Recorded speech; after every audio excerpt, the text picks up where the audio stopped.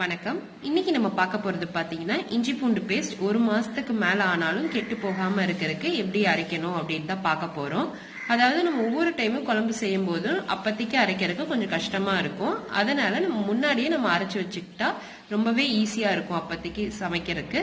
So அது எப்படி அரைக்கிறது, எப்படி அரைச்சா நமக்கு கெட்டு போகாம இருக்கும், அது எந்த அளவுக்கு சேர்க்கணும் அப்படிங்கறத நம்ம பார்க்கலாம் வாங்க. இப்போ நம்ம அரைக்கிறதுக்கு பாத்தீங்கன்னா 1 கப் அளவுக்கு பூண்டு எடுத்திருக்கோம். 3/4 கப் அளவுக்கு இஞ்சியை நல்லா தோல் சீவிட்டு நல்லா குட்டி குட்டியா கட் பண்ணி எடுத்திருக்கோம். 1 கப்புக்கு 3/4 கப்பு அந்த அளவுக்கு நம்ம எடுத்தோம் அப்படின்னா கரெக்டா இருக்கும். நம்ம இஞ்சியை சம அளவுக்கு போடக்கூடாது, கொஞ்சம் பூண்டை விட கம்மியா போட்டாதான் கரெக்டா இருக்கும். இப்ப நம்ம இதை எப்படி அரைக்கிறது அப்படின்னு பார்க்கலாம். ஃபர்ஸ்ட் அரைக்கிறதுக்கு ஒரு மிக்சி ஜார்ல நம்ம தோல்லாம் சீவிட்டு கட் பண்ணி வச்சிருக்க இஞ்சியை நம்ம சேர்த்திக்கலாம்.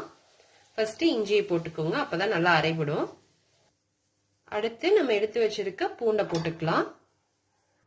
கூட 1 ஸ்பூன் அளவுக்கு கல்லுப்பு சேர்த்து நல்லா மைய அரைச்சிக்கலாம். இது மாதிரி நல்ல மைய அரைச்சு எடுத்துக்கோங்க. நம்ம அரைக்கும் போது பாத்தீங்கன்னா தண்ணி ஊத்தவே கூடாது. ஊத்துனீங்க அப்படின்னா கெட்டு போயிடும். அது மட்டும் இல்லாம கை விடவே கூடாது. இப்ப நம்ம லைட்டா கொஞ்சமா எண்ணெய் ஊத்திக்கலாம். நல்லெண்ணெய் ஊத்திக்கோங்க. ஊத்தினோம்னா ரொம்ப நாளைக்கு கெட்டு போகாம இருக்கும். இது மாதிரி ஊத்தி நம்ம ஒரு டைம் மிக்சியில போட்டு ஒரு ஓட்டு ஓட்டிக்கலாம். இது மாதிரி நல்லா அரைச்சு எடுத்துக்கோங்க, கை விட்டுறவே கூடாது. இது மாதிரி அரைச்சு எடுத்துட்டு நம்ம ஒரு ஏர்டைட் கண்டெய்னர்ல போட்டு வைக்கணும். அதுக்கு நம்ம கண்ணாடி பாட்டில் யூஸ் பண்ணிக்கிட்டோம் அப்படின்னா ரொம்பவே கெட்டு போகாம ரொம்ப நாளைக்கு இருக்கும். இது மாதிரி கண்ணாடி பாட்டில் எடுத்துக்கோங்க. அதுல ஸ்பூன்ல அள்ளி போட்டுக்கோங்க, கையில அள்ளி போட்டுறாதீங்க.